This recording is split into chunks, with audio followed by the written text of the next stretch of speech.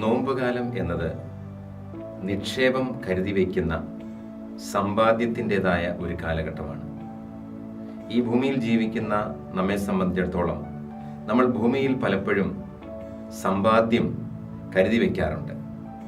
എന്നാൽ ഈ സമ്പാദ്യം ഒരു ശാശ്വതമായ സമ്പാദ്യമല്ല. കാരണം അത് ഈ ഭൂമിയിൽ തന്നെ ഒരുപക്ഷെ നമ്മൾ അനുഭവിക്കും, അല്ലെങ്കിൽ നമ്മുടെ അടുത്ത തലമുറ അനുഭവിക്കും. അങ്ങനെ അത് ഈ ഭൂമിയിൽ വെച്ച് തന്നെ അത് ഇല്ലാതാകും. എന്നാൽ നമ്മൾ ഈ നോമ്പ് കാലത്ത് സമ്പാദിക്കുന്ന നിക്ഷേപം എന്ന് പറയുന്നത് ഒരിക്കലും തീർന്നു പോകുന്നതല്ല. അതെന്നേക്കും നിലനിൽക്കുന്ന ഒരു സമ്പാദ്യമാണ്. അതായത് പ്രാർത്ഥനയിലൂടെ ദൈവത്തെ കണ്ടുമുട്ടുന്ന ഒരു മനുഷ്യൻ ദൈവാനുഭവത്തിലുള്ള നിക്ഷേപമാണ് കരുതി വയ്ക്കുന്നത്. അതൊരിക്കലും തുരുമ്പോ കീടമോ നശിപ്പിക്കുകയില്ല. അതുപോലെ തന്നെ ഉപവാസത്തിലൂടെ ദൈവത്തോടൊത്ത് വസിക്കുവാനുള്ള ഒരു വലിയ അവസരമാണ് ഒരു മനുഷ്യന് ലഭിക്കുന്നത്. അപ്പം അതും നശിച്ചു പോകുന്നതല്ല. എന്നാൽ നമ്മൾ ഈ ഭൂമിയിൽ നമ്മൾ നിക്ഷേപിച്ചു വെക്കുന്ന പലതും ഒരുപക്ഷെ നമ്മുടെ ജീവിത കാലഘട്ടത്തിൽ തന്നെ അത് ഇല്ലാതാകാം. എന്നാൽ നമുക്ക് ലഭിക്കുന്നതായ ഈ ആത്മീയ നിക്ഷേപങ്ങൾ അതെന്നേക്ക് നിലനിൽക്കുന്നതാണ്. അത് നമുക്ക് അത്യാവശ്യമാണ്.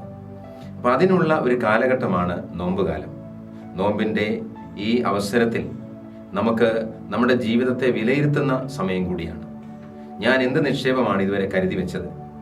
എനിക്ക് ആരെയൊക്കെ അല്ലെങ്കിൽ ഏതൊക്കെ മേഖലകളിൽ നിക്ഷേപമുണ്ട് എന്ന് നമ്മൾ തിരിഞ്ഞു നോക്കുക.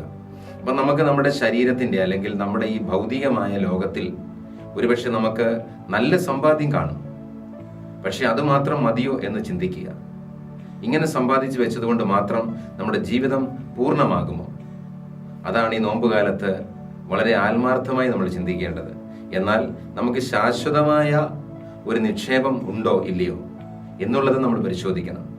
ഈ ശാശ്വതമായ നിക്ഷേപം ലഭിക്കുവാൻ വേണ്ടി ഈ നോമ്പുകാലത്ത് പ്രാർത്ഥനയിലൂടെയും ഉപവാസത്തിലൂടെയും ദാനധർമ്മങ്ങളിലൂടെയും വർജനയിലൂടെയൊക്കെ നമ്മൾ നേടിയെടുക്കുന്ന ഒരു ആത്മീയ ശക്തിയുണ്ട്.